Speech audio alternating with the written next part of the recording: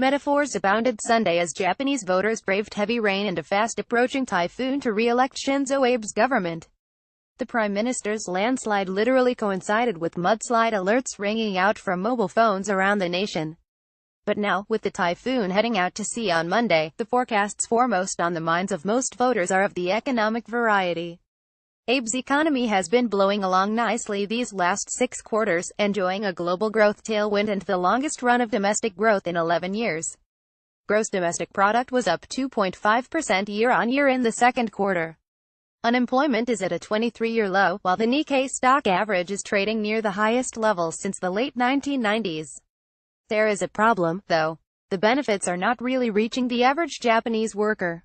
Real wages grew just 0.1% in August year-on-year, following a 1.1% decline in July. It is a clear sign growth is not translating into the higher wages needed to boost demand, inflation and make Abenomics a broad success.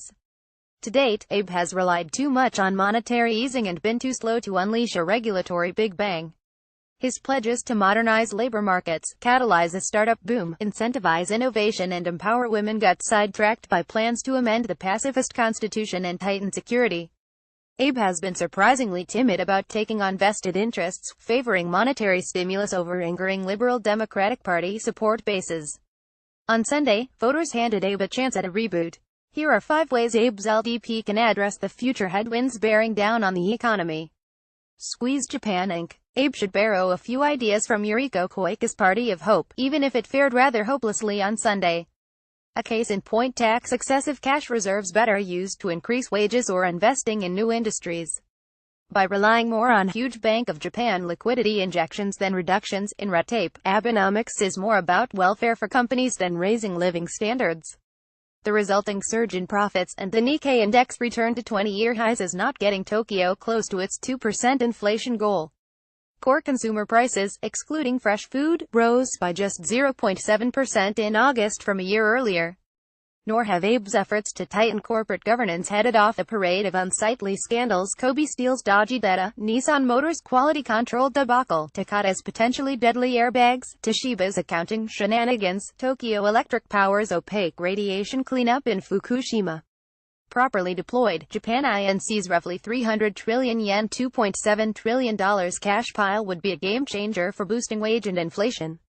Resurrect the TPP. Abe's huge investment in Donald Trump is backfiring. Since Abe's sprint to New York's Trump Tower on November 17, no world leader did more to accommodate the America First president. Abe said Japan's government will work with the U.S. to create 700,000 U.S. jobs, but it did not stop Trump from bashing the weak yen or Toyota Motor building a new factory in Mexico. And Trump still pulled out of a Trans-Pacific partnership vital to lowering Japan's trade barriers and taking on interests from agriculture to fisheries. Abe should lead the charge not just to preserve the pact but expand it. He could lobby to pull South Korea, Indonesia and other Southeast Asian economies into the deal.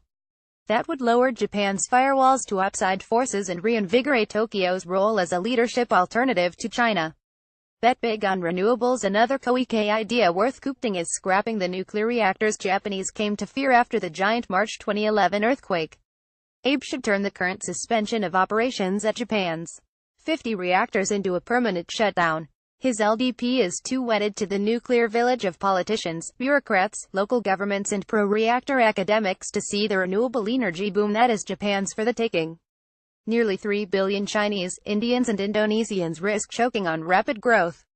Given Japan's proven prowess in energy conservation, battery technology and lack of ready energy deposits, few places are better equipped to invent and market replacements for fossil fuels, creating scores of high-paying jobs.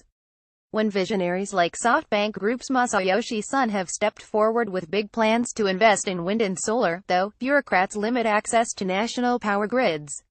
With tax incentives and fewer restrictions, Abe can launch an energy startup boom that significantly brightens Japan's prospects. A womenomics boom. For all the hype about making the other half of a 127 million person population shine, the gender gap worsened on Abe's watch.